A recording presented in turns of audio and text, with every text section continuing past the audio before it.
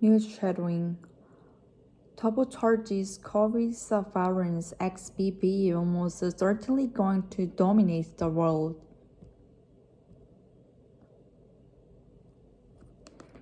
Yeah, so this new variant is comes from it is still Omicron, so it hasn't evolved. It's not new in a sense that it's still recombinant from BH2 subvariant of Omicron itself.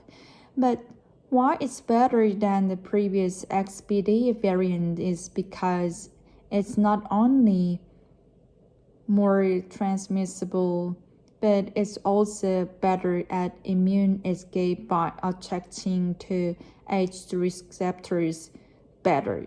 So really, it's kind of turbocharged XBB variant with these two factors. That means it's spreading like wildfire in the United States right now, and it's almost certainly going to dominate the world and really another variant mirror in competition.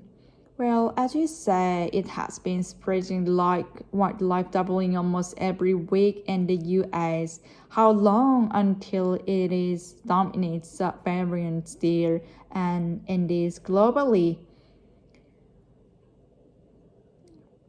It has a R factor 1.6, so we're looking at a pretty short timeline to get it competing the other variants. However, just because it is more infectious and if it's immunity doesn't mean that our tools like vaccines aren't effective. They're still going to help prevent the most severe disease and reduce hospitalization, and that's really biggest stress on the health systems. So what we expect is a surge in cases and infections to pick back up again, particularly this time of year. And this new variant, we also know that vaccination remains effective tool.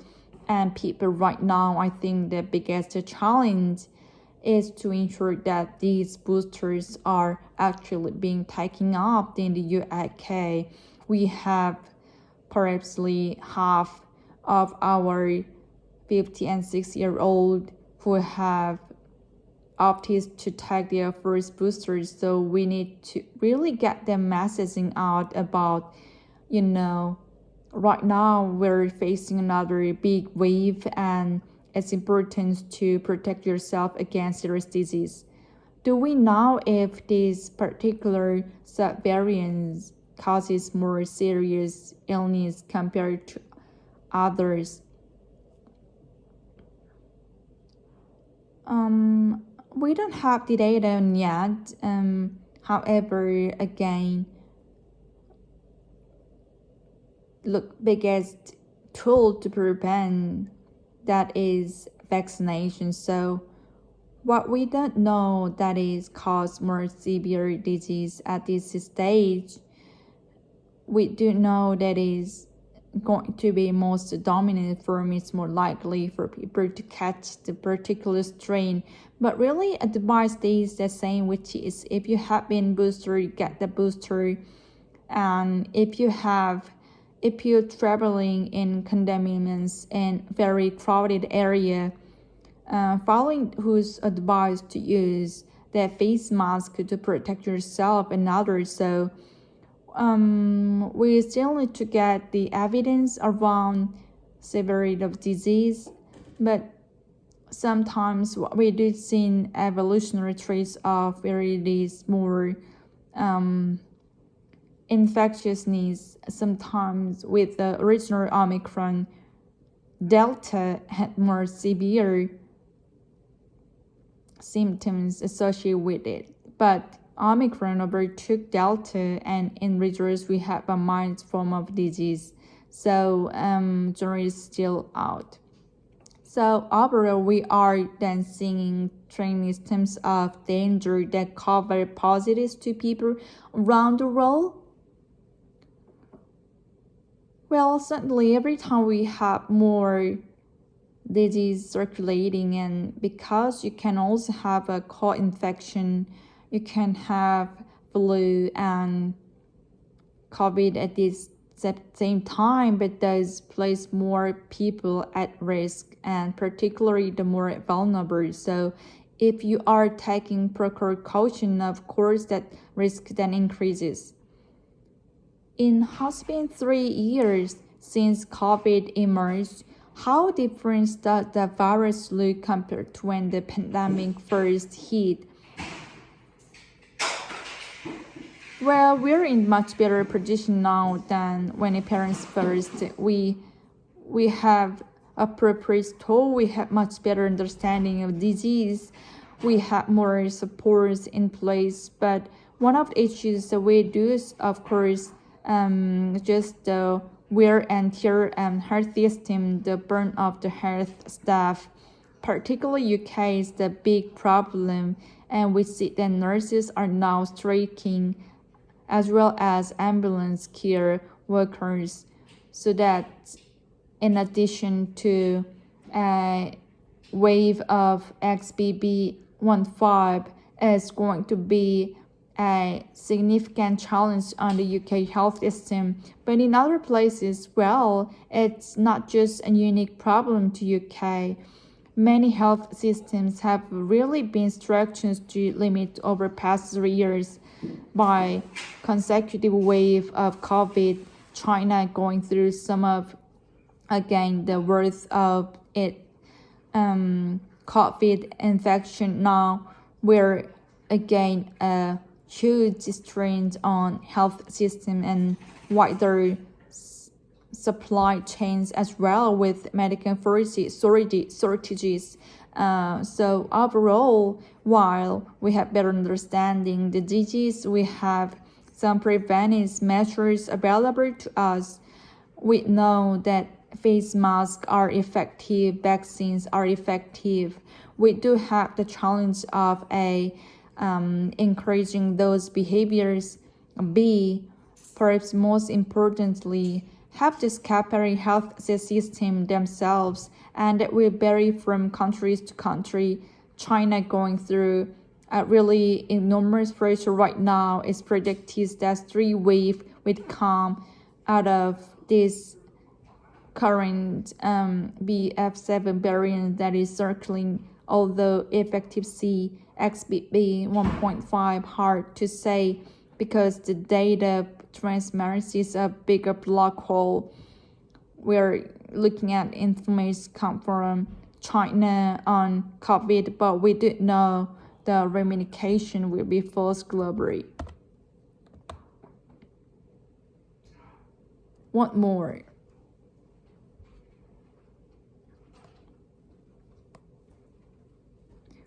Yeah, so this new variant is come from it's Omicron, so it has evolved. It's not new in the sense it's still recombinant from BH to subvariants of Omicron itself.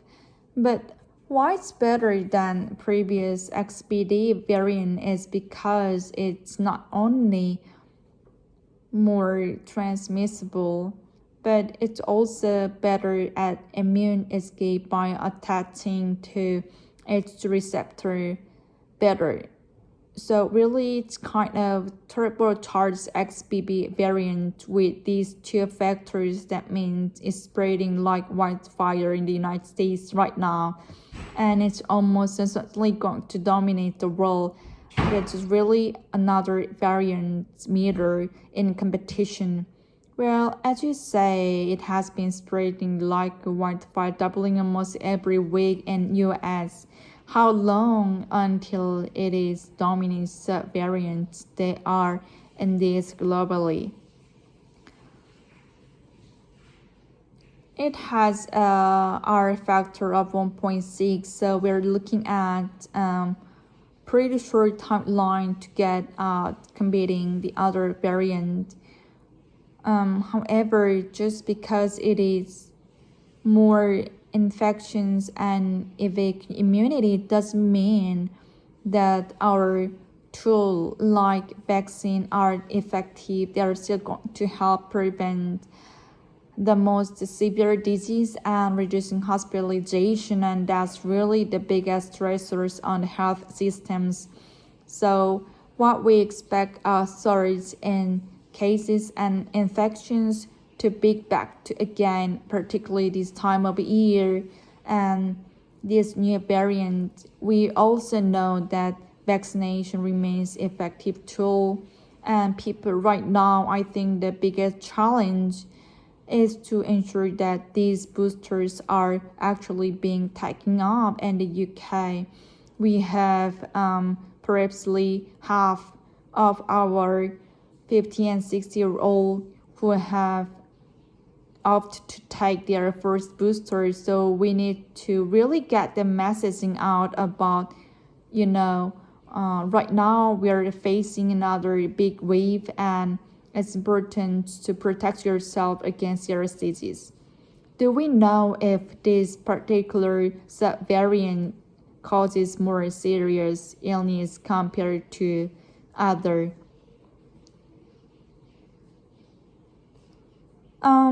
We don't have data yet. However, again, look at biggest tool to prevent that is vaccination. So what we don't know that it causes more severe disease at this stage. We do know that it is going to be most dominant form, is more likely for people to catch the particular strain. But really advice days that say, which is if you have a booster, get that booster. If you're traveling in condoms in very crowded area, following the food advice to use that face mask to protect yourself and another. So we still need to get that evidence around severity of disease, but sometimes we do see an evolutionary trade-off where there is more infection is sometimes with the original Omicron. Delta had more severe symptoms associated with it. But Omicron overtook Delta, and it results we have a mild form of disease. So jury is still out. So overall, we are then seeing trend in terms of danger that COVID poses to people around the world.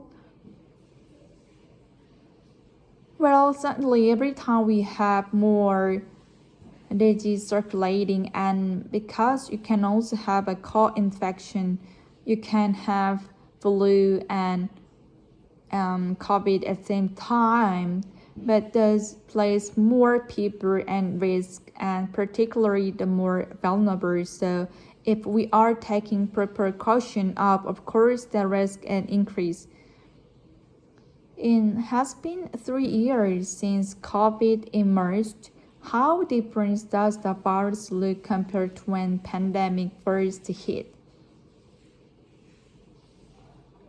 Well, when pandemic first hit, we have appropriate tool, we have much better understanding disease, we have more supports in place. But one of the issues that we face, of course, is just the wear the tear of the healthcare system, the burn of health staff, particularly UK is the big problem, and we see that nurses are now striking, as well as ambulance care workers, so that in addition to a wave of XBB.1.5 is going to be a significant challenge on the health system. But in other places as well, it's not just a unique problem to UK. Many health systems have really been stretched to limit over past 3 years by consecutive waves of COVID. China going through some of again the roles of its COVID infection. Now we are again huge strains on health systems and wider supply changes as well with its shortages. So overall, while we have better understanding the disease and we have some preventative measures available to us, we know that face masks are effective, vaccines are effective. We do have challenges of encouraging those behaviors. B, perhaps most importantly, just capacity of healthcare system themselves, and that we vary from country to country. China is going through a really enormous pressure right now. It's predicted that 3 waves will come out of this current BF7 variants that is circulating, that although efficacy XBB 1.5 harder to say because the data of transparency is like a black hole when we are looking at information coming from China on COVID, but we did know ramification will be felt globally. So today's news talking about the new variants of COVID called XBB. And so the caster says this is the 3rd wave, but anyway, now we are better than the time which is start the COVID at first. So we have kind of good measures and precaution tools like wearing mask and vaccination. So the caster says she haven't had the data about it, but finally it's better to follow the instruction which, like I mentioned earlier, wearing mask. So hopefully this new wave can be overcome with people safely. Thank you.